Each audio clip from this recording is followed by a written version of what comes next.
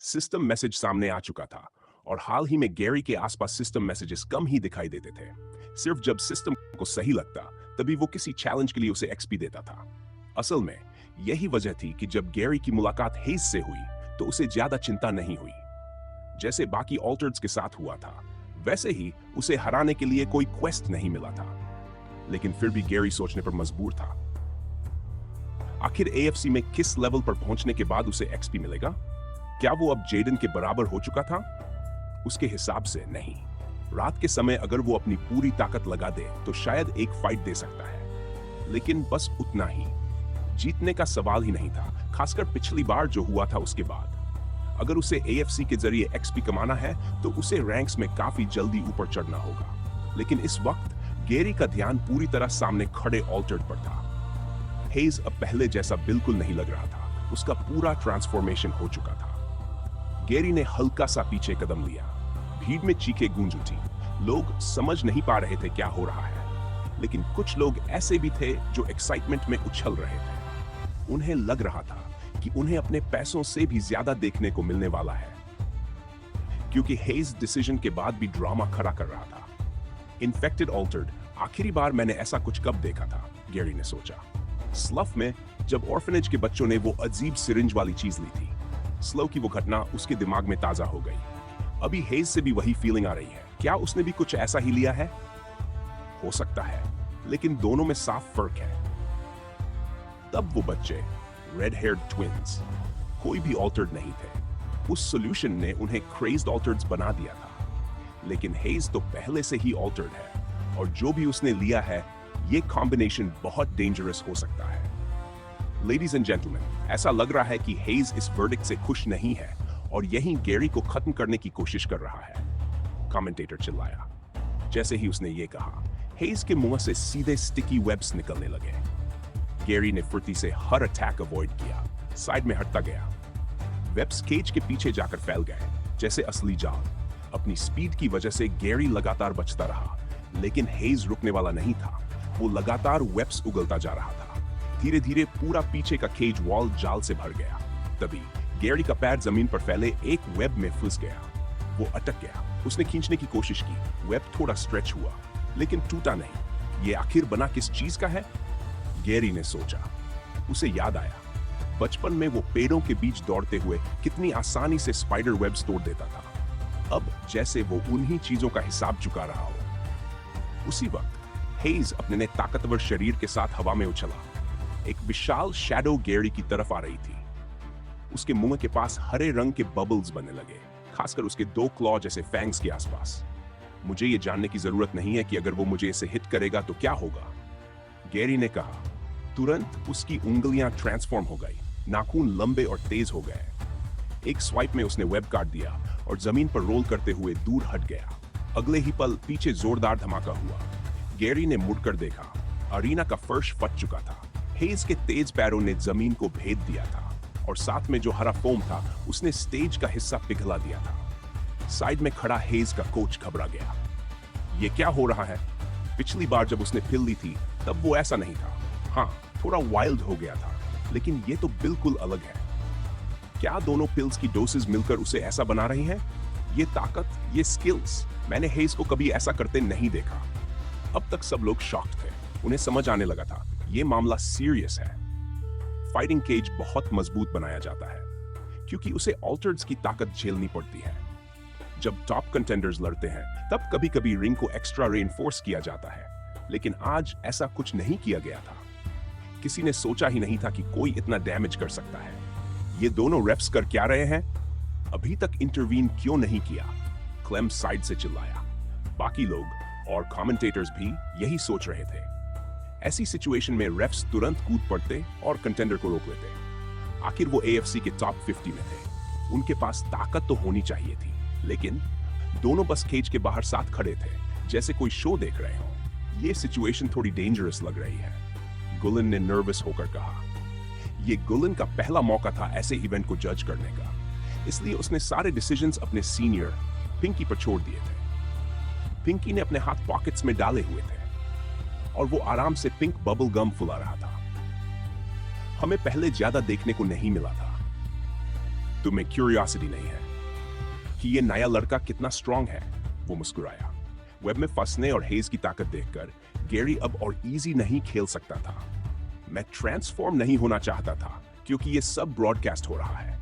मुझे यकीन है कि दूसरा अल्फा पहले ही हमारे बारे में जान चुका है, लेकिन अब सिचुएशन काफी कॉम्प्लिकेटेड हो गई है। गैरी के सामने जो खड़ा था वो अब एक इंसान कम और एक खतरनाक बीस्ट ज्यादा लग रहा था, कुछ वैसा जैसा उसने एएफए की स्पेशल क्लासेस में देखा था। हेज का ये नया फॉर्म डराने वाला था। वो एडवांस्ड स्किल्स इस्तेमाल कर रहा था, मुंह से वेब शूटिंग, और साथ ही वो अजीब हरा एसिड भी बना रहा था। मैच से पहले गैरी ने जो रूल्स और कॉन्ट्रैक्ट साइन किए थे उनके मुताबिक कुछ स्किल्स यूज करना अलाउड नहीं था। भले ही उन्हें साफ साफ नाम नहीं दिया गया था, लेकिन गैरी समझता था कि ये उसी तरह के एलिमेंटल अटैक्स की बात हो रही है जैसे जेडन का विंड स्ट्राइक। इसी वजह से ऑल्टर्ड फाइटर्स ऐसे एबिलिटीज को पब्लिक में नहीं दिखाते थे। उन्हें सिर्फ वही पावर्स यूज करने की इजाजत थी जो नेचुरली उनके बॉडी का हिस्सा हो, जैसे हेज के मुंह के पिंसर्स या गैरी के शार्प क्लॉज। लेकिन इस वक्त रूल्स का कोई मतलब नहीं रह गया था। जब तक कोई इंटरवीन नहीं करता, ये क्रेज्ड ऑल्टर्ड जो चाहे कर सकता था बिना किसी कॉन्सिक्वेंस के। इसलिए गैरी सोच रहा था, क्या उसे भी खुद को एक बड़े बीस्ट में ट्रांसफॉर्म कर लेना चाहिए? लेकिन इससे पहले कि वो फैसला ले पाता, हेज ने अपने 6 आर्म्स घुमा दिए। गैरी पीछे कूदा, फिर भी स्पाइडर लेग्स के शार्प एंड्स ने उसकी शर्ट फाड़ दी और स्किन को स्क्रैच कर दिया। जमीन पर खून गिर चुका था, लेकिन वो ज्यादातर अटैक बचाने में कामयाब रहा। क्या कोई तरीका है कि मैं इसे बिना पूरी तरह ट्रांसफॉर्म हुए हरा सकूं? गैरी ने सोचा। उसने सिर साइड में घुमाया, एक और वेब अटैक को डॉज करते हुए। वेब फिर से केज के पीछे जाकर चिपक गया। गैरी दौड़ने लगा, पूरे अरीना में घूमते हुए। मैं हर बार इस वेयरवुल्फ सिस्टम पर डिपेंड करता आया हूं जब भी सिचुएशन डेंजरस होती है। अगर मुझे नया क्लास नहीं मिला होता तो मैं मिडवॉक से बुरी तरह हार चुका होता, और तब भी मैंने उसे मोस्टली लास्ट स्टैंड स्किल की वजह से हराया था। क्या मैं बार बार खुद को उसी सिचुएशन में डालना चाहता हूं?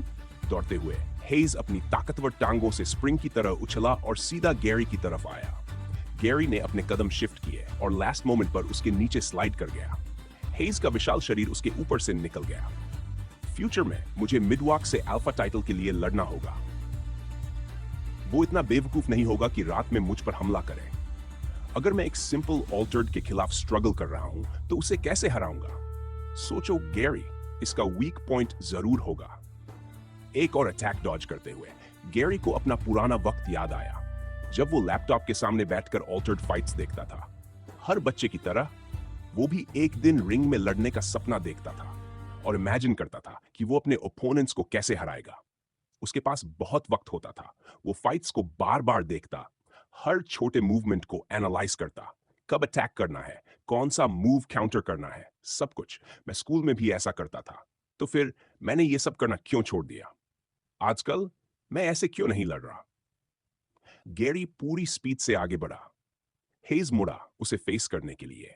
उसके फुल बॉडी अटैक से केज का एक हिस्सा टूट चुका था। पास बैठे लोग डर कर भागने लगे। कुछ लोग बाहर निकलने की कोशिश कर रहे थे, जबकि कुछ ब्रेव लोग वहीं खड़े सब रिकॉर्ड कर रहे थे। उनकी किस्मत अच्छी थी क्योंकि हेज का पूरा ध्यान सिर्फ गैरी पर था। जैसे ही हेज मुड़ा, गैरी पहले से ही उसके पैरों के पास था। उसने अपना पैर उठाया, घुटने पर टिकाया, उसे फुटहोल्ड की तरह यूज किया और एक्सप्लोसिव ताकत के साथ उछला। उसका घुटना सीधे उस बड़े स्पाइडर हेड की ठोड़ी पर जा लगा। हेज का सिर पीछे झटका खा गया। तुरंत गैरी ने उसकी मोटी गर्दन पकड़ ली, अपने पैरों को साइड में स्विंग किया, मोमेंटम बनाया और खुद को घुमाकर उसके पीछे पहुंच गया। अब वो उसकी पीठ पर था। मैं सिर्फ अपने वेयरवुल्फ साइड पर डिपेंड करता आया हूं, गैरी ने खुद को डांटा। लेकिन उसे खुशी भी थी कि उसे यह बात अब समझ आ गई थी। मुझे अपनी स्किल्स पर भी भरोसा करना होगा। गैरी ने अपने एल्बोज उठाए और बार बार हेज के सिर पर मारना शुरू कर दिया। हर ब्लो में जबरदस्त ताकत थी और उसकी बोन्स इतनी मजबूत थी कि वो इम्पैक्ट झेल सके। अगर इनु उसे अभी देख रहा होता तो वो जरूर प्राउड होता। हेज पूरी तरह डेज में था, बार बार लगने वाले अटैक्स से। उसकी लंबी स्पाइडर लिम्स पीछे तक स्ट्रेच हो सकती थी। गैरी ने उसे छोड़ दिया, नीचे कूदा और अपनी टांग में पूरी ताकत इकट्ठी की। फिर पूरी स्पीड और पावर के साथ किक मारी। उसकी एक टांग दूसरी टांग से टकराई और पूरा ऑल्टर्ड बैलेंस खोकर साइड में गिर पड़ा। गिरते वक्त गैरी ने हाथ उठाया और पूरी ताकत से ओवरहेड स्ट्राइक मारी सीधे उसके पेट में। इंपैक्ट इतना जोरदार था कि हेज सीधा नीचे कैनवस में धंस गया। उसके मुंह से खून बाहर निकल पड़ा और एक भारी क्रैश की आवाज गूंजी। उसका शरीर बिल्कुल हिल नहीं रहा था। आरीना के कैनवस में बने एक बड़े गड्ढे में फंसा हुआ। गैरी की नजर उस पर टिकी रही, तैयार अगर वो फिर से उठे। लेकिन आधा मिनट बीत गया, कोई हरकत नहीं। गैरी ने अपने माथे से पसीना पोंछा। ऑलराइट, लगता है थ्रेट खत्म हो गया। वो हल्का सा मुस्कुराया और सामने देखा, पूरी ऑडियंस सन्न होकर खड़ी थी।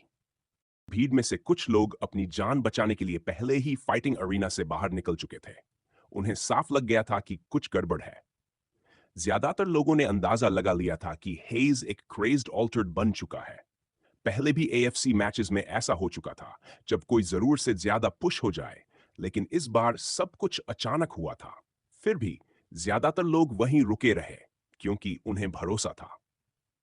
अगर सिचुएशन सच में डेंजरस होती तो टॉप रैंक्ड असिस्टेंट्स तुरंत इंटरवीन करते। अगर भीड़ ने उन दोनों को पिटते हुए देख लिया होता, तब शायद पैनिक फैल जाता। लेकिन जो लोग रुके रहे, वो खुश थे, बहुत खुश। तुमने तुमने वो देखा? कमेंटेटर हकलाते हुए बोला। बिना ट्रांसफॉर्म हुए गैरी डेम ने हेज ब्रंट को हरा दिया, और क्या शानदार तरीके से। मतलब दूसरी बार हराया, दूसरे कमेंटेटर ने जोड़ा। सब जाना फीट था। हेज की डिस्ट्रक्टिव पावर सबने अपनी आंखों से देखी थी। उन्हें पता था उन्होंने कुछ खास देखा है। और फिर पूरी भीड़ गैरी का नाम चिल्लाने लगी। Gary, Gary! पिंकी ने बबलगम चबाते हुए गलन की तरफ देखा। देखा, मैंने कहा था, हमें बीच में आने की जरूरत नहीं पड़ेगी। ये रुकी कुछ अलग ही है। तुम सही कह रहे हो, गुलन ने जवाब दिया। मुझे लगता है ये जल्दी ही टॉप 50 में पहुंच जाएगा। हमें तो ये भी नहीं पता कि इसका ऑल्टर्ड फॉर्म क्या कर सकता है। लगता है ये सिर्फ हाइप नहीं था। भीड़ के शोर के बीच कुछ लोगों को बाहर से आवाजें सुनाई देने लगी। वो आवाजें जिन्हें सब पहचानते थे। पुलिस है, किसी ने बाहर से कॉल किया होगा, या इवेंट ऑर्गेनाइजर्स ने क्रेज्ड ऑल्टर्ड केस में ये स्टैंडर्ड प्रोटोकॉल है। जैसा उम्मीद था, कई पुलिस ऑफिसर्स अंदर घुस आए। उन्होंने तुरंत भीड़ को कंट्रोल करना शुरू किया और लोगों को बाहर जाने को कहा। लेकिन वो अकेले नहीं थे। उनके पीछे 5 लोग अंदर आए, सफेद और सुनहरे कपड़ों में। हर एक अलग दिख रहा था, अलग हाइट, अलग बिल्ड, लेकिन सबके अंदर एक इंटिमिडेटिंग ऑरा था।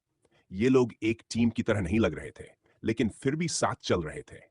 ये थे व्हाइट रोज यूनिट, एक स्पेशल यूनिट जो ऑल्टर्ड्स और ऑल्टर्ड हंटर्स से जुड़े केसेस हैंडल करता था, और ये खुद भी ऑल्टर्ड्स थे। उनके आगे एक लंबा दुबला आदमी आगे बढ़ा। उसने घुटने मोड़े और एक ही जंप में अरीना की ऊंची दीवार पार कर ली, सीधे कैनवस पर लैंड किया। गैरी की नजर उसके बालों पर गई, पीछे लंबे ऑरेंज हेयर और सामने शॉर्ट जैसे वुल्फ कट।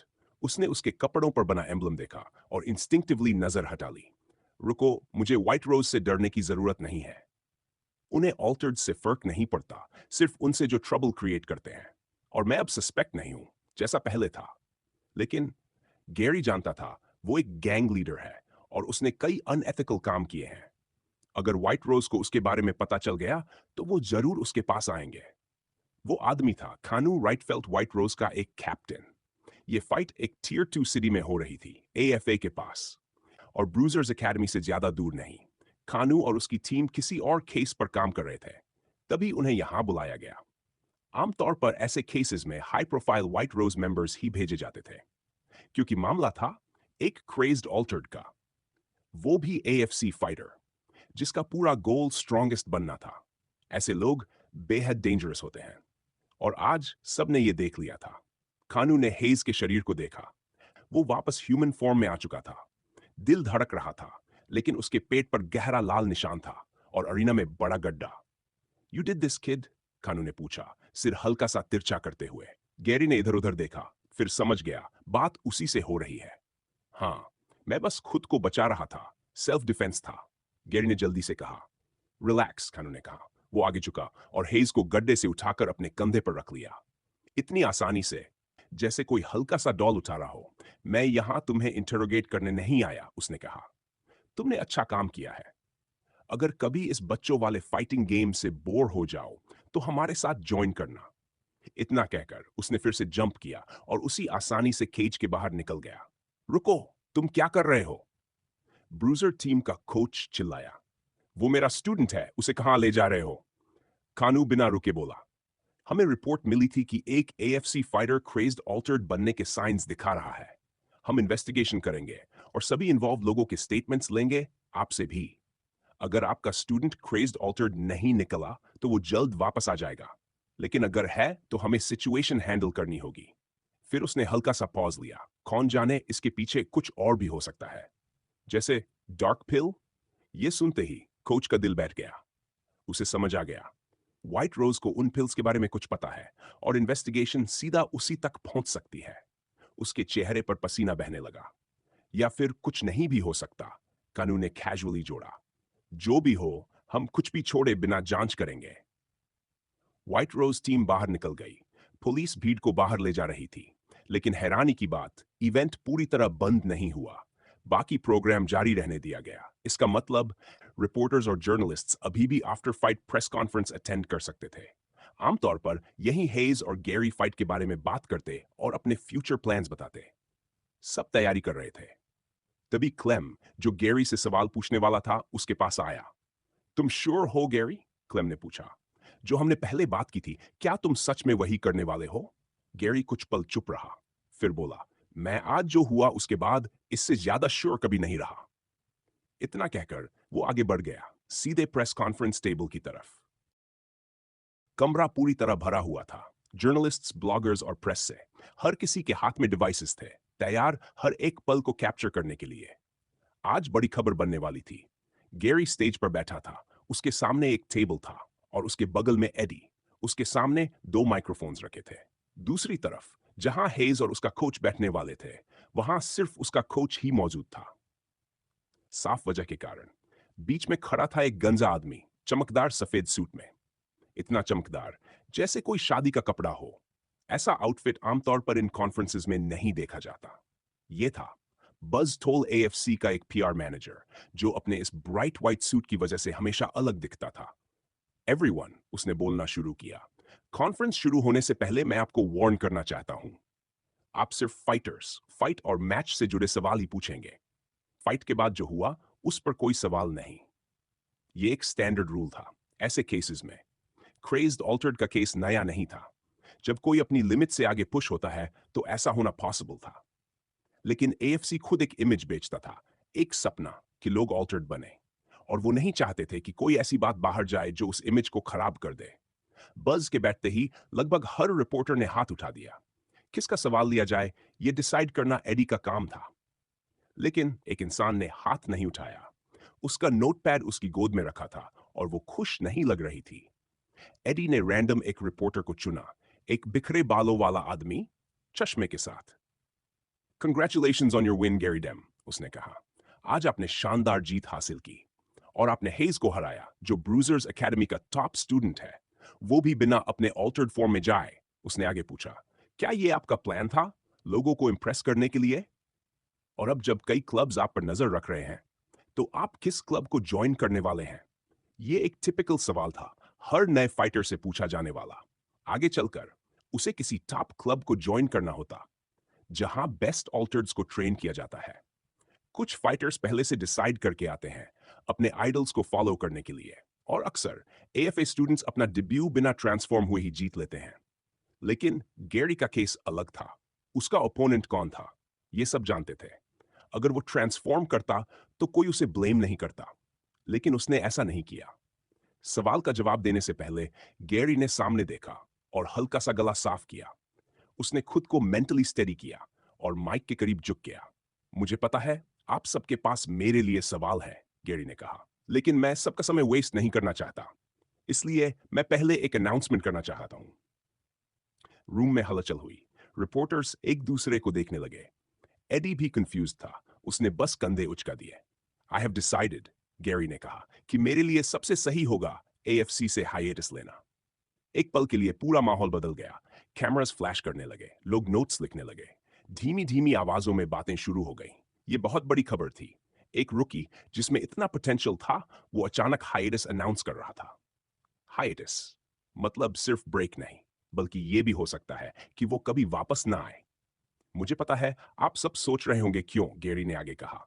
यह फैसला आसान नहीं था और मैं पूरी वजह नहीं बता सकता, लेकिन इतना कह सकता हूं कि यह बाकी फाइटर्स के साथ अनफेयर है।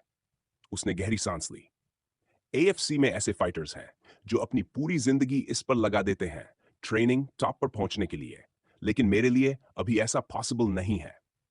इसलिए मैंने यह फैसला लिया। उसकी बात सच थी। उसे शिन जैसे फाइटर्स याद आए जो सब कुछ एएफसी के लिए दे रहे थे। लेकिन गैरी की जिंदगी अलग थी। उसके पास और भी चीजें थीं जिन पर ध्यान देना जरूरी था, और कुछ बातें जो वो रिपोर्टर्स को नहीं बता सकता था। जैसे अगर वो आगे टफ फाइट्स लड़ता तो उसे अपना ऑल्टर्ड फॉर्म दिखाना पड़ता। अपनी पूरी ताकत के लिए यह जरूरी था। लेकिन वैम्पायर्स और वेयरवुल्व्स पहले से उसके पीछे थे। ऐसे में ये उसके लिए खुद को टारगेट बना लेने जैसा होता। और उसकी गैंग हाउलर्स, वो मुश्किल समय से गुजर रहे थे और वो उनका लीडर था। ऐसे में वो यहां अपने सपनों के पीछे भाग रहा था। इन सब बातों ने उसे ये फैसला लेने पर मजबूर किया। गैरी ने एक बार फिर क्लेम की तरफ देखा, फिर माइक को और करीब खींचा। बचपन से मेरा सपना था एएफसी में आना। मैंने कभी नहीं सोचा था कि यह सच होगा, लेकिन आज मैं यहां हूं। उसकी आवाज थोड़ी धीमी हो गई। सच कहूं तो मैंने यह फैसला पहले ही ले लिया था। मुझे लगा किसी और स्टूडेंट की जगह लेना अनफेयर है, लेकिन यह मेरा सपना था। इसलिए मैंने सोचा कम से कम एक बार इसे जी लूं, भले ही थोड़े समय के लिए। और आज मैंने वो कर लिया। उसने हल्की सांस छोड़ी। आई एम सॉरी अगर मैं सेल्फिश लगा। इतना कहकर गैरी खड़ा हो गया। उसने और कोई सवाल नहीं लिया, सीधे मुड़ा और वहां से जाने लगा। चलते चलते उसने अपना फोन निकाला, एक मैसेज टाइप किया और भेज दिया, I am coming back. Reporters आपस में कंफ्यूज्ड होकर बातें कर रहे थे। उन्होंने पहले ही सोच लिया था कि अगला आर्टिकल क्या होगा, गैरी को नेक्स्ट बिग थिंग बनाकर हाइप करना और उसे फॉलो करते रहना। लेकिन यह खबर उससे भी बड़ी निकली। अब सवाल बदल गए थे। गैरी ने एएफए क्यों छोड़ा? आखिर गैरी डेम है कौन? उसका पास्ट क्या है? हर कोई अब रिसर्च मोड में चला गया था और जवाब के लिए एक ही इंसान को घेर रहा था। बज टोल बज के माथे पर पसीना आ गया था। हर तरफ से सवाल उस पर बरस रहे थे। आप सब जानते हैं कि हम कंटेस्टेंट्स को फोर्स नहीं करते, बज ने कहा। हर किसी की अपनी जिंदगी होती है और हमें गैरी डेम के डिसीजन का सम्मान करना चाहिए। लेकिन उसकी बातों का कोई असर नहीं हुआ। सवाल लगातार आते रहे। ये उसका काम था। फिर भी उसे अंदर से एएफए पर गुस्सा आ रहा था। थोड़ा पहले बता देते तो क्या चला जाता? इसीलिए तो हमें पहले डिस्कस करना होता है। अगर तुम्हें लगता है कि एएफसी कोई जगह है जहां जब चाहो आओ जब चाहो चले जाओ, तो तुम्हें अभी बहुत कुछ सीखना है। उधर स्टेज के पीछे गैरी एक सीक्रेट एग्जिट की तरफ जा रहा था, जहां रिपोर्टर्स की एंट्री अलाउड नहीं थी। वहीं से फाइटर्स सेफली बाहर निकलते थे। वो रिवॉल्विंग डोर से बस कुछ कदम दूर था, तभी पीछे से आवाज आई, गैरी रुक। एडी दौड़ता हुआ आया। वो झुककर सांस ले रहा था। थका नहीं था, बस शॉक में था और ठीक से सांस लेना भूल गया था। मुझे बिल्कुल अंदाजा नहीं था कि तुम ये करने वाले हो। क्या तुम सच में श्योर हो? इतना सब करने के बाद एएफए तक पहुंचकर अब ऐसे ही छोड़ दोगे? गैरी तुरंत जवाब नहीं दे पाया। वो शब्द ढूंढ रहा था। एडी आगे बोला, मुझे लगा था तुम लेगेसी छोड़ोगे, एएफसी को हिला दोगे, और अब ऐसे चले जाओगे? ये वेस्ट होगा। गैरी ने शांत आवाज में जवाब दिया, एएफसी में और भी टैलेंटेड स्टूडेंट्स हैं, सिर्फ मैं नहीं। जैसे वो मुझसे ज्यादा डिजर्व करती है ये अटेंशन। अगर लेगेसी बनानी है तो वो मुझसे बेहतर चॉइस है। इतना कहकर गैरी वापस डोर की तरफ मुड़ गया। एडी जानता था सिन ग्रेट है, वो उसकी स्टूडेंट भी थी। लेकिन गैरी अलग था। जब भी एडी उसकी आंखों में देखता, उसे एक अलग ही ड्राइव दिखती। एक भारी वजह जिसके लिए वो स्ट्रांग बनना चाहता था। एएफसी में हर कोई रैंक चढ़ने की कोशिश करता है, लेकिन गैरी के कंधों पर जैसे पूरी दुनिया का बोझ था। फिर भी वो आगे बढ़ता जा रहा था। कई लोग ऐसे दबाव में टूट जाते, लेकिन वो नहीं। एडी को यकीन था, अगर वो उसे ट्रेन करना भी छोड़ दे तो भी गैरी खुद से स्ट्रांग बन जाएगा। उसकी नजर में वही था, वो इंसान जो शायद टॉप तक पहुंच सकता था। कम से कम मुझे बता दो, तुम क्यों जा रहे हो? दुनिया को नहीं बताना चाहते, ठीक है, लेकिन मुझे तो बता सकते हो। लेकिन मुड़ा नहीं। कॉन्ट्रैक्ट में लिखा है, एएफए के साथ मेरा रिलेशन डेब्यू मैच के बाद खत्म हो जाता है और मैं जहां चाहूं जा सकता हूं। सही है? हां, एडी ने जवाब दिया। तो इसका मतलब अब तुम्हारा मुझसे कोई कनेक्शन नहीं है? गैरी ने हल्का सा सिर घुमाया और मुस्कुराया। ये अच्छा है, क्योंकि मैं तुम्हें पसंद करता हूं एडी। तुम्हारा मुझसे दूर रहना तुम्हारे लिए बेहतर है। फिर उसकी आवाज थोड़ी गंभीर हो गई। मैं जा रहा हूं, क्योंकि मुझे अपने लोगों का ख्याल रखना है। उन्हें फिर से हर्ट होने से बचाना है। मैं इसमें खुद शामिल हुआ था, और अब मैं इसे इग्नोर नहीं कर सकता। मेरे एक्शंस जो मैं करता हूं, उसका असर पड़ता है, रिपल इफेक्ट की तरह। मैं जिम्मेदार हूं। मैं जो चाहूं वो नहीं कर सकता। लोग हैं जो मुझ पर डिपेंड करते हैं। एडी चुप हो गया। ये शब्द किसी टीनेजर के नहीं लग रहे थे। कई बार उसने गैरी को देखा था, एक हॉट हेडेड लड़के की तरह, लेकिन अभी वो अपनी उम्र से कहीं ज्यादा मैच्योर लग रहा था। आखिर इस बच्चे के साथ हुआ क्या है? एडी ने सोचा। गैरी रिवॉल्विंग डोर से बाहर निकल गया। एडी उसके पीछे पीछे गया, उसे जाते हुए देखने के लिए। अरीना के पीछे ड्राइववे पर एक लंबी लीमो जैसी कार खड़ी थी, और उसके पास टाइलर खड़ा था। ये रही आपकी जैकेट, बॉस, टाइलर ने कहा, और गैरी के कंधों पर डाल दी। काला और सुनहरा यूनिफॉर्म अब एएफए यूनिफॉर्म के ऊपर था। टाइलर ने डोर खोला, गैरी अंदर बैठ गया। फिर उसने एडी की तरफ देखा और खुद भी अंदर बैठकर गाड़ी चला दी। गाड़ी धीरे धीरे दूर चली गई। एडी वहीं खड़ा रहा। गैरी, तुम आखिर हो कौन? उसने सोचा, और फिर एक ख्याल उसके मन में आया। शायद गैरी अपनी लेगेसी बनाएगा, बस एएफसी में नहीं। गैरी के लिए प्लान की गई सरप्राइज पार्टी कैंसिल कर दी गई थी। जो कुछ हुआ था, उसके बाद जब वो स्लो वापस लौटा तो सबको लगा उसे सबसे ज्यादा जरूरत आराम की होगी। वो साइपन में एक अपार्टमेंट बिल्डिंग पहुंचा। ये स्लो का एक अपस्केल एरिया था, और जिस बिल्डिंग में वो रहने वाला था, वहीं उसकी बहन व्हाइट और क्रॉली भी रह रहे थे। जाने से पहले टाइलर ने उसे 2 सेट्स ऑफ कीज दिए। ये किसके लिए है? गैरी ने पूछा। काय ने तुम्हें देने को कहा है, टाइलर ने जवाब दिया। एक तुम्हारे अपार्टमेंट की है, टॉप फ्लोर पर है, पूरा फ्लोर सिर्फ तुम्हारा है। उसने कुछ फंड्स लगाकर उसे रेनोवेट करवाया है और कोशिश की है कि वो तुम्हारे लिए घर जैसा लगे। घर, ये शब्द सुनकर गैरी थोड़ा अटक गया। काफी समय से उसे ऐसा लग रहा था कि उसके पास कोई घर नहीं है। एक अपार्टमेंट था जहां वो अपनी मां के साथ रहता था, लेकिन अब वहां रहना पॉसिबल नहीं था। सिक्योरिटी कमजोर थी, और गैरी अब स्लफ में ही नहीं, बाहर भी एक बड़ा नाम बन चुका था। इस नई जगह के स्टाफ भले अनोइंग हो, लेकिन वो कम से कम ये इंश्योर करते थे कि सिर्फ रेजिडेंट्स और उनके गेस्ट्स ही अंदर आए। एएफए के बाद से गैरी लगातार जगह बदल रहा था। कहीं ठहराव नहीं था, और वो एमी को डिस्टर्ब भी नहीं करना चाहता था, खासकर जब वो व्हाइट के साथ सेटल हो रही थी। लेकिन अब ये जगह शायद कुछ समय के लिए उसका घर बन सकती थी। और सबसे अच्छी बात, एमी भी इसी बिल्डिंग में थी। अगर उसे कभी जरूरत पड़े तो गैरी आसानी से मदद कर सकता था। हालांकि उसे यह आइडिया थोड़ा अजीब लग रहा था कि काय ने उसका घर डेकोरेट किया है। और दूसरी की? गैरी ने पूछा। वो तुम्हारी व्हीकल की है, टाइलर ने कहा। तुम अब 17 साल के हो, और ड्राइविंग सीखने का कोई एक्सक्यूज नहीं है। कई बार मैं बिजी रहूंगा और तुम्हें कहीं जाना होगा, तो ऑब्वियसली तुम्हें अपनी कार चाहिए। अभी वो अंडरग्राउंड पार्किंग में लॉक है। इतना कहकर टाइलर चला गया। गैरी ने की को उंगलियों के बीच घुमाया। की चेन भी फैंसी था, ब्लैक और गोल्ड में हाउलर्स के कलर्स। ये सब थोड़ा ज्यादा ही फैंसी नहीं है? उसने सोचा। रूम में जाने से पहले उसने सोचा पहले कार देख ली जाए। लॉबी में घुसते ही कुछ लोगों ने उसे पहचान लिया। वो आपस में इशारे करने लगे, धीरे धीरे बातें करने लगे, और गैरी अपनी हियरिंग से सब सुन सकता था। अरे वो एएफसी फाइटर है, उसका मैच देखा था। गैरी वापस स्लो आ गया। सुना है उसने प्रेस कॉन्फ्रेंस में एएफसी छोड़ दिया। लोग एक्साइटेड थे, इसलिए गैरी ने उन्हें इग्नोर करना ही बेहतर समझा। तो एक सूटेड स्टाफ मेंबर तुरंत बाहर आ गया। How how may I be of service to you, Gary Dame? उसने पूछा। गैरी को अजीब लगा। एक अनजान इंसान उसका नाम जानता था, लेकिन अब ये उसकी रियलिटी बन रही थी। कोई बात नहीं, मैं बस पार्किंग जा रहा हूं, फिर अपने रूम में जाऊंगा, गैरी ने कहा और आगे बढ़ गया। अब स्ट्रेंजर्स का बिहेवियर उसके साथ पूरी तरह बदल चुका था। पहले जैसा कुछ भी नहीं रहा। अब उसे लगने लगा शायद उसे डिस्गाइज पहनना चाहिए, क्योंकि उसकी हर मूव पर नजर रखी जाएगी, और उसके पास कई सीक्रेट्स थे जिन्हें वो छुपा कर रखना चाहता था। इस वक्त वो अभी भी ब्लैक और गोल्ड ओवरकोट पहने हुए था। टाइलर ने बताया था ये ठीक है, क्योंकि एएफसी में एंट्री के वक्त गैरी ने ये इमेज बनाई थी कि उसे हाउलर सपोर्ट कर रहे हैं। लोग हाउलर्स के बारे में ज्यादा नहीं जानते थे, लेकिन जल्द ही जान जाएंगे। और हाउलर्स खुद भी ग्रो कर रहे थे। इस यूनिफॉर्म का मतलब दो चीजें था। पहला, गैरी डेम हाउलर्स के प्रोटेक्शन में है, तो उससे पंगा लेना सही नहीं होगा। दूसरा, हाउलर्स इतने भी बुरे नहीं हैं।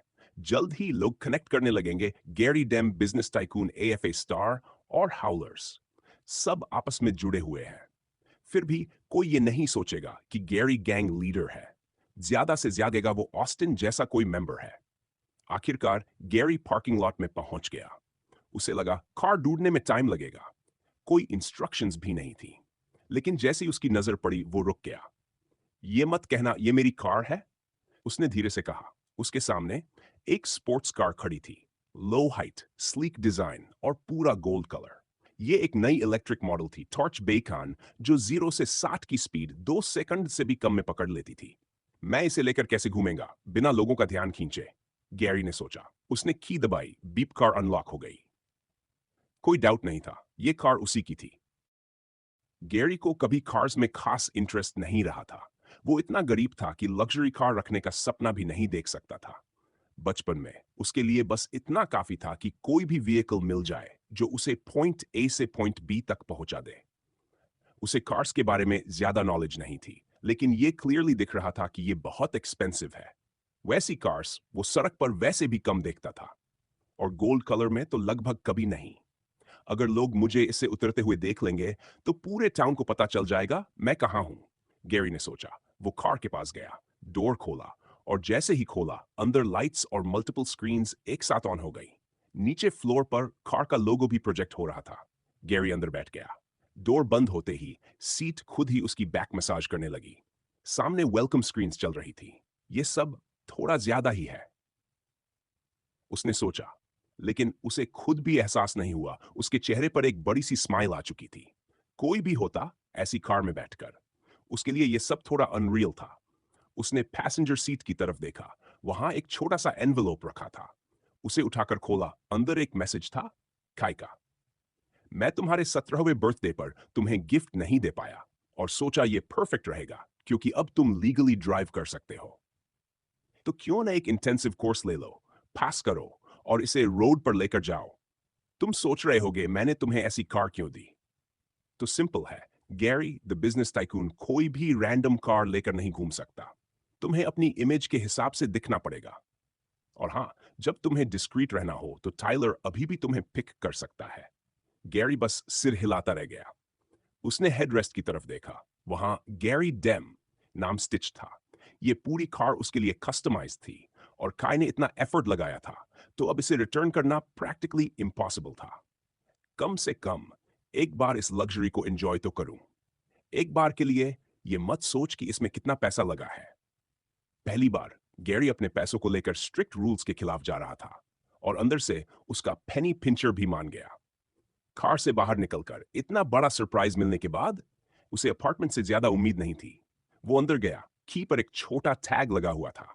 उसकी मदद से वो डायरेक्टली टॉप फ्लोर सिलेक्ट कर सकता था। बिना की या टैग के कोई भी टॉप फ्लोर का बटन प्रेस नहीं कर सकता था। एलिवेटर खुलते ही गैरी सीधे अपने अपार्टमेंट में पहुंच गया। दरवाजा खुला और सामने एक विशाल ओपन एरिया था। आगे की वॉल कम से कम 30 मीटर दूर लग रही थी। राइट साइड पर top class kitchen, island setup और कई अप्लायंसेस के साथ। दूसरी तरफ एक बड़ा लिविंग एरिया, सीलिंग बेहद ऊंची थी, ऊपर से कई चैंडलियर्स लटक रहे थे, और आगे एक लंबा हॉलवे जो कई रूम्स में जाता था। गैरी को पूरा अपार्टमेंट एक्सप्लोर करने में समय लगा, लेकिन अंदर सब कुछ था। प्राइवेट जिम, स्विमिंग पूल, सोना, और हर रूम पूरी तरह फर्निश्ड। ये जगह तो 30 लोगों के रहने लायक है, एक के नहीं, उसने सोचा। अच्छा है मैं ऑल्टर्ड हूं, वरना सिर्फ बाहर निकलने में ही मेरे पैर दुख जाते।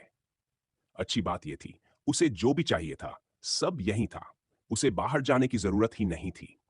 एलिवेटर भी सीधे उसके रूम तक आता था। लेकिन कुछ चीजें उसे अजीब लगी। हर जगह रखी नेकेड स्टैच्यूज थोड़ी अनकंफर्टेबल थी, और कटलरी जिन पर जूल्स लगे थे उन्हें इस्तेमाल करना भी गलत लग रहा था। शायद ये सब खाई के डेकोरेशन आइडियाज हैं, उसने सोचा। रूम्स देखते देखते उसे एक जगह मिली जहां उसकी और उसकी मां की सारी पुरानी चीजें रखी थी। पुराने घर का हर सामान, फर्नीचर तक। भले वो थोड़ा टैकी था, लेकिन गैरी खुश था कि काय ने यह सब संभाल कर रखा। उसमें एक फेमिलियर स्मेल थी जो हल्की सी घर जैसी लग रही थी। खाई ने एक और काम किया था। सारी मेल इस नए एड्रेस पर रीराउट कर दी थी। पुराने एड्रेस पर जो भी आता अब यहां पहुंच जाता। इससे कोई उसे कांटेक्ट करना चाहे तो गैरी को बाहर जाने की जरूरत नहीं थी। फिर भी वो कभी कभी पुराने घर जाकर चेक करने वाला था। अगले कुछ दिनों तक गैरी ने आराम किया और खाई की सलाह मानी। उसने एक इंटेंसिव ड्राइविंग कोर्स लिया जहां कुछ ही दिनों में ड्राइविंग सिखाई जाती थी। बाहर निकलते समय उसे डिस्गाइज पहनना पड़ता था और जब किसी से मिलता तो फेस मास्क लगाकर अपना चेहरा छुपाता था। एक और चीज उसने नोटिस की, स्लव में रिपोर्टर्स और जर्नलिस्ट्स की भरमार हो गई थी। हर कोई लोगों से पूछ रहा था गेरी के बारे में क्या सोचते हैं। हर कोई नेक्स्ट बिग न्यूज बनाना चाहता था। उसे ऐश का मैसेज भी आया कि क्या वो उसके साथ एक फीचर कर सकता है, लेकिन गैरी ने मना कर दिया। आखिरकार खाई को लगा गैरी ने काफी रेस्ट कर लिया है, तो उसने एक मैसेज भेजा, सब तुम्हारा इंतजार कर रहे हैं पूल क्लब में।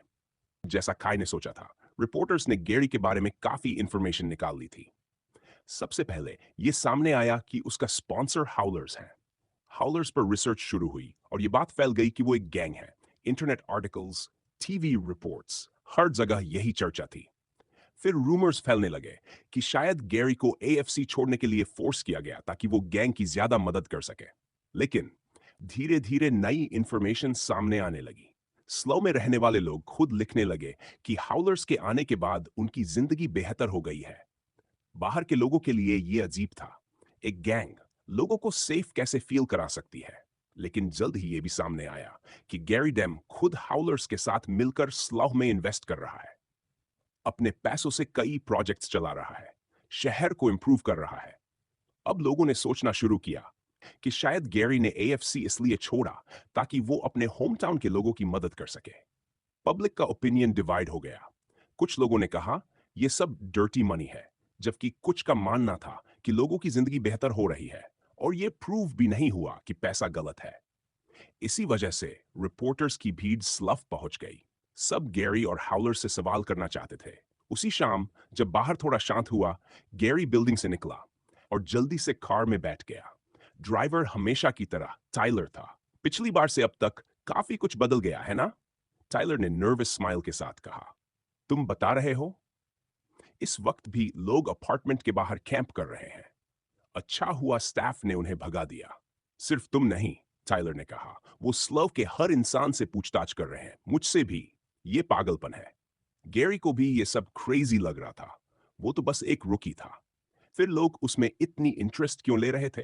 असल वजह थी हेज को हराने के बाद का असर। उस फाइट से ज्यादा उसके बाद की बातें फैल चुकी थी। सबको साफ दिख रहा था गैरी स्पेशल है और एडी की तरह सबको महसूस हो रहा था कि उसे एएफसी में होना चाहिए। आखिरकार वे वोल्फ्स पूल क्लब पहुंचे। क्लब बंद था और दोनों अंदर चले गए। ये कुछ गिनी चुनी जगहों में से एक थी जहां रिपोर्टर्स नहीं थे। खाई का यह फैसला कि बेस फ्लैशी नहीं होना चाहिए सही साबित हुआ। किसी को शक ही नहीं था कि हाउलर्स यहीं मिलते हैं। वेलकम बैक, खाई ने कहा, गैरी के कंधे पर हाथ रखते हुए। लगता है कल ही मिले थे, लेकिन बहुत कुछ बदल गया। तो गिफ्ट्स कैसे लगे? अंदर ऑस्टिन, मेरी, मिस ओलिविया और टाइलर मौजूद थे। कोर मेंबर्स, सबके पास बात करने के लिए बहुत कुछ था। खाई ने अब तक गैरी को कई चीजों से दूर रखा था ताकि वो अपनी फाइट पर फोकस कर सके। इसी वजह से दो इंपॉर्टेंट बातें उसे नहीं बताई गई थी। पहली, इनू के बारे में। वो ग्रुप छोड़कर ऑल्टर्ड हंटर्स ज्वाइन कर चुका था। गैरी ये सुनकर शॉक हो गया, थोड़ा हर्ट भी हुआ। उसे लगा इनू ने उससे अपनी फीलिंग्स शेयर क्यों नहीं की। वो सबसे पहले मेंबर्स में से था और गैरी को लगा था कि वो काफी क्लोज है। इतना दिल पर मत लो, काई ने कहा। उसने हम में से किसी को नहीं बताया था। हम सब समझते हैं उसे। हम सब ने ऐसा फील किया था। यहां तक कि मैरी ने भी, इतना कि वो बिना बताए वेयरवुल्फ बन गई। मैरी शर्मिंदा होकर नजरें चुरा गई। तुम्हारे केस में शायद उसे सबसे ज्यादा मुश्किल होती, काई ने आगे कहा। वो तुम्हें बहुत रिस्पेक्ट करता है। शायद वो तुम्हारे चेहरे का रिएक्शन नहीं देख सकता था। गैरी ने थोड़ा सोचा तो उसे बात समझ में आई। ब्लेक भी ग्रुप से पूरी तरह अलग नहीं हुआ था, तो शायद आगे सब ठीक हो जाएगा। बस एक अफसोस था कि वो इनू से मिलने नहीं जा सकता, क्योंकि उस जगह जाना बहुत खतरनाक था। और भी कुछ है, काई ने कहा। दूसरी बात जो छुपाई गई थी वो ये कि मरी और ओलिविया का सामना शायद एक वैम्पायर से हुआ था। इनू से उन्हें पता चला कि वो ऑल्टर्ड हंटर्स एसोसिएशन का एक हेड था। ये सुनकर गैरी और ज्यादा टेंशन में आ गया। उसने तुरंत पूछा, क्या दोनों ठीक हैं? उन्होंने कहा, सब ठीक है। और तब से उनका सामना उससे या उसके जैसे किसी से नहीं हुआ। काफी समय बीत चुका था, तो उन्होंने इसे रिजॉल्व्ड मान लिया। काय ने कहा, सबसे अच्छा होगा मिडवॉक से बात करना। लेकिन हाल ही में उससे मिलने के बाद कोई भी इतनी जल्दी फिर से नहीं मिलना चाहता था। मैं यकीन नहीं कर पा रहा, गैरी ने कहा। एएफसी छोड़ना सही फैसला था। कमरे में सन्नाटा छा गया। सब जानते थे गैरी को एएफसी कितना पसंद था। वो क्लब में भी मैचेस देखता रहता था, हमेशा अपडेटेड रहता था। मैं पूछना चाहा था, गैरी ने कहा, तुम्हें कैसे पता था कि मैं एएफसी छोड़ दूंगा? तुमने टाइलर को पहले से रेडी रखा था। मुझे पता था तुम सही फैसला लोगे। तुम दिखते जितने हो उससे ज्यादा स्मार्ट हो, उसने हल्के मजाक में कहा। जब सिचुएशन सीरियस होती है तुम सही डिसीजन लेते हो, लीडर की तरह। तुम परफेक्ट लीडर हो। पहले दिन से मुझे पता था, क्योंकि तुम जिम्मेदारी लेते हो और कभी भागते नहीं। मैं चाहता था तुम एएफसी एंजॉय करो, थोड़ा अपनी लाइफ जियो। लेकिन मुझे पता था आखिर में तुम समझ जाओगे। गैरी को हमेशा हैरानी होती थी, काय इतनी बातें कैसे समझ जाता है। और सच में वो उसके साथ किसी और को नहीं चाहता था। लेकिन रिस्पॉन्सिबिलिटी वाली बात सुनकर गैरी को एक चीज याद आई। उसकी जिंदगी में कोई था जिससे वो काफी समय से दूर रह रहा था, लेकिन शायद वो सही नहीं था, खासकर जो कुछ अब वो जान रहा था। अब समय आ गया था कि वो एमी से बात करे। ग्रुप ने उस रात ज्यादातर समय साथ बिताया। गैरी को अब ओलिविया का एक फ्रेंडलियर साइड दिखने लगा था। कुछ महीने बीत चुके थे और उसने अब तक उसे चैलेंज भी नहीं किया था। ये अपने आप में एक अच्छा साइन था। पहले गैरी को लगा था शायद वो मरी को यूज कर रही है, लेकिन उनकी इंटरैक्शन देखकर और उस दिन वैम्पायर वाली घटना के बाद अब उसे ऐसा नहीं लगता था। ग्रुप ने बाकी समय कैजुअल बातें की। एएफए में गैरी का एक्सपीरियंस और नेचुरली वैम्पायर्स का टॉपिक बार बार आया। हर कोई सोच रहा था उनकी स्ट्रेंथ कितनी होगी मिथिकल बीस्ट्स के मुकाबले। अगर ऑल्टर्ड हंटर्स एसोसिएशन का हेड ही एग्जाम्पल था तो वो लोग डेफिनेटली ज्यादा स्ट्रांग थे। लेकिन काय को लगा एडवर्ड शायद एक स्पेशल केस है। अगर टॉम यहां होता तो उसे ये डिस्कशन बहुत पसंद आता, गैरी ने कहा। टॉम, जिसे गैरी अभी तक प्रॉपरली मिल नहीं पाया था क्योंकि वो एनआईआरवी में अपने काम में बिजी था, फिर भी एएफए में उससे मिल पाना अपने आप में लकी था। और गैरी को यकीन था आगे चलकर वो फिर मिलेंगे। आखिरकार रात खत्म हुई। काय ने गैरी से कहा कि वो अपनी ड्राइविंग लाइसेंस पर फोकस करे और कुछ दिन और रेस्ट ले। हाउलर्स में फिलहाल उसके लिए ज्यादा काम नहीं था, बस कुछ पेपर वर्क था जो काय उसे समझाना चाहता था, लेकिन वो अर्जेंट नहीं था। और ऑनेस्टली काय होने पर गैरी को हर चीज जानना जरूरी भी नहीं था। लेकिन तभी काय ने एक अजीब बात कही, गैरी, एक दिन ऐसा आ सकता है जब मैं गायब हो जाऊं या मारा जाऊं। अगर ऐसा हुआ तो कम से कम तुम्हें अपनी गैंग की हालत पता होनी चाहिए। यह सुनकर गैरी के दिमाग में कई सवाल आ गए। क्या खाई ग्रुप छोड़ने वाला है? क्या वो अपनी लाइफ के लिए वरीड है? शायद मिडवैक के साथ जो हुआ था उसके बाद वो ऐसा सोच रहा था। खाई के बिना गैरी खुद को इमेजिन भी नहीं कर सकता था ग्रुप को लीड करते हुए। फिर भी उसने डिसाइड किया कि वो खाई की बात मानेगा और गैंग के बारे में और सीखेगा। अगले दिन रेस्ट करने के बाद गैरी हुडी और फेस मास्क पहनकर निकला। उसे पुराने दिन याद आ गए जब वो अंडरडॉग से छुपता था। फर्क बस इतना था, अब उसके पास सुपर हियरिंग और स्मेल थी। वो आसानी से पहचान सकता था कौन आसपास है। आज उसका दिखना बिल्कुल नहीं चाहिए था। ये एक ऐसा सीक्रेट था जिसे खाई ने अब तक छुपा कर रखा था। चारों तरफ मशीन्स की बीप की आवाजें, खांसी की आवाजें, दूर कहीं रोने की आवाज। गैरी एक डोर के सामने खड़ा था। उसने धीरे से उसे खोला। उसका चेहरा नरम पड़ गया। लगता है आप अभी भी सो रही हो, मम, गैरी ने धीरे से कहा। वो अंदर चला गया। मशीन्स दिखा रही थी उसकी मां स्टेबल थी। हार्ट रेट, स्किन, बॉडी, सब नॉर्मल था।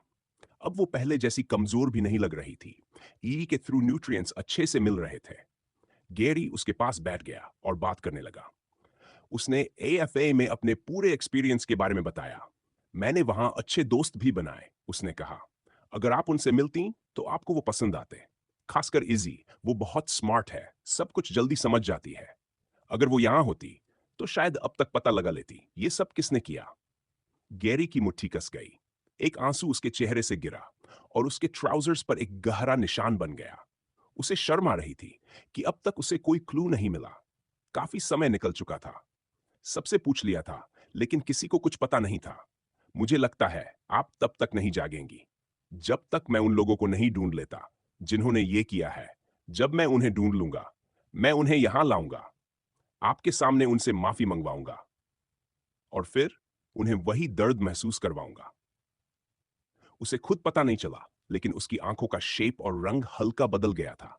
तभी दरवाजे पर हल्की नॉक हुई। बिना जवाब का इंतजार किए डोर खुल गया। कदमों की आवाज गैरी के पास आकर रुकी। कंधे पर एक हाथ रखा गया। शी लुक्स रियली पीसफुल, हाँ, एमी ने कहा। लगता है वो फाइनली आराम कर रही है।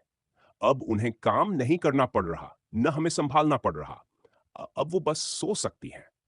एमी के शब्द कंफर्टिंग थे, लेकिन वो गैरी की फीलिंग्स नहीं समझ पा रही थी।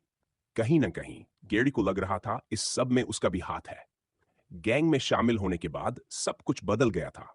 इसीलिए उसने एमी को यहां बुलाया था, ताकि वो खुद को याद दिला सके कि ऐसी गलती दोबारा नहीं होनी चाहिए। और उसके लिए जरूरी था सच बोलना। एमी, तुम्हें मेरे बारे में बहुत कुछ सुनने को मिला होगा, गैरी ने कहा, और मुझे तुमसे बात करनी है। एमी उसके पास चेयर पर बैठ गई और उसे फेस करते हुए बोली, क्या ये एएफसी छोड़ने के बारे में है? गैरी ने सिर हिलाया। हाँ, इससे भी ज्यादा कुछ है जो मुझे तुम्हें बताना है।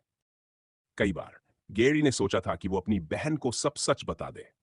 दोनों भले बेस्ट फ्रेंड्स जैसे क्लोज नहीं थे, लेकिन फैमिली के तौर पर उनका बॉन्ड काफी गहरा था। उनके पिता उन्हें छोड़कर चले गए थे। दोनों ने एक ही कमरे में बड़े होकर सब झेला था। उन्होंने कभी शिकायत नहीं की, क्योंकि वो जानते थे उनकी मां अपनी पूरी कोशिश कर रही है।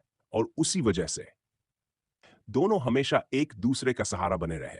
किसी भी हालत में दोनों जानते थे दूसरे के लिए सब कुछ कर देंगे। गैरी भी एक बार ऐसा कर चुका था। हालांकि उसने पहले कुछ बातें बताई थीं, लेकिन पूरी सच्चाई कभी नहीं बताई। एमी को खुद ही गैप्स भरने पड़े थे, लेकिन अब गैरी ने ठान लिया था वो सब सच बताएगा, यहां तक कि वो असल में क्या है ये भी। एमी, मुझे तुम्हें बहुत कुछ बताना है, गैरी ने धीरे से कहा। और अगर ये सब समझना है तो मुझे शुरुआत से बताना होगा। समर हॉलिडेज में फैमिली की मदद के लिए मैंने एक जॉब ली थी। गैरी ने सब बताया। अंडरडॉग्स के लिए ट्रांसपोर्टर का काम, मिस्टीरियस पैकेज, और उसके बाद जो कुछ हुआ। एमी चुप बैठी थी। उसका हाथ उसके मुंह के पास था। कभी गैस्प करती, कभी उसकी आंखों से आंसू गिर जाते। वो बस इमेजिन कर सकती थी गैरी ने क्या क्या सहा होगा। और सिर्फ गैरी ही नहीं, उसके साथ बाकी लोगों ने भी। जैसे जैसे गैरी हर बात डिटेल में बताता गया, एमी को समझ आने लगा कैसे वो सब इतने क्लोज हुए और कैसे उन्होंने इतना बड़ा एम्पायर खड़ा किया। सबसे मुश्किल हिस्सा गैरी के लिए था अपने वेयरवुल्फ होने के बारे में बताना।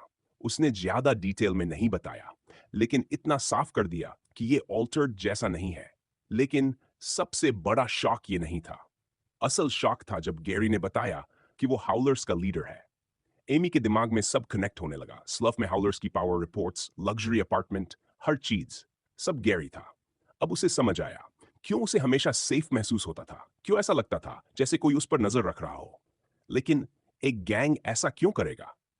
कुछ देर दोनों चुप बैठे रहे। एमी सब कुछ प्रोसेस कर रही थी। फिर उसके चेहरे पर एक हल्की मुस्कान आ गई। सीरियसली, मेरा भाई ही ऐसा कर सकता है। पूरे टाउन को बदल दिया। उसके दिमाग में वो खून से सने कपड़े भी आए, खारोक वाली रात याद आई, वो सब लोग जो शायद कभी वापस नहीं आए। उसने सोचा गैरी से पूछे। वो उसे गिल्टी फील नहीं कराना चाहती थी जब उसने सिर्फ उसकी मदद की थी। मैंने तुम्हें सब इसलिए बताया, गैरी ने गहरी सांस लेते हुए कहा, क्योंकि तुम मेरी बहन हो और एक चांस है कि तुम भी इसमें फंस सकती हो। रिपोर्टर्स तो तुम्हें ऑलरेडी परेशान कर रहे होंगे, लेकिन मैं हाउलर्स की बात नहीं कर रहा, मैं वेयरवुल्फ वाली बात कर रहा हूं।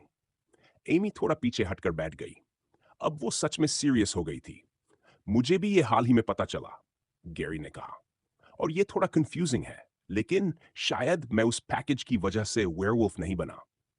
हो सकता है ये हमारे ब्लड लाइन में पहले से हो, और अगर ऐसा है तो तुम्हारे अंदर भी हो सकता है। एमी का दिल एक पल के लिए तेज धड़कने लगा। अभी तक तुम्हारे साथ कुछ नहीं हुआ, तो शायद अभी कुछ नहीं होगा, लेकिन पॉसिबिलिटी है। मैं डैड को ढूंढ रहा हूं, शायद उसके पास आंसर्स हों। लेकिन अगर तुम्हें कुछ भी अजीब लगे, कुछ भी, तो तुरंत मुझे बताना।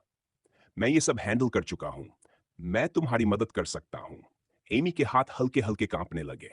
उसने सोचा, अगर उसे भी ये सब झेलना पड़ा तो क्या वो कर पाएगी? गैरी ने जो किया वो ज्यादातर अकेले किया था। बाद में टॉम और बाकी लोग उसके साथ जुड़े, लेकिन अब गैरी उसके साथ होगा। ये सोचकर उसे थोड़ा सुकून मिला। "You're a good brother, Gary. You're a good sister." Gary ने जवाब दिया। दोनों कुछ देर अपनी मां को देखते रहे, फालतू बातें करते हुए बस साथ बैठे रहे। "वैसे वेयरवुल्फ होकर तुम क्या खाते हो?" एमी ने अचानक पूछा। अगला दिन गैरी ने अपनी ड्राइविंग लेसन्स जारी रखी। वो जल्दी सीख रहा था। इंस्ट्रक्टर को शक होने लगा कि शायद गैरी ऑल्टर्ड है, क्योंकि ऑल्टर्ड नॉर्मल इंसानों से तेज सीखते हैं। Better reflexes, strong memory, sharp senses, driving उनके लिए ऑलमोस्ट नेचुरल हो जाती है। और गैरी की कार इलेक्ट्रिक थी, तो सीखना और आसान था। आखिरकार उसने टेस्ट दिया और पास भी कर लिया। अब पूरा दिन उसके पास फ्री था। काई चाहता था कि मैं और आराम करूं, लेकिन अब काफी हो गया। मेरे पास ज्यादा टाइम नहीं है। मिडवॉक का सामना फिर से करना ही होगा।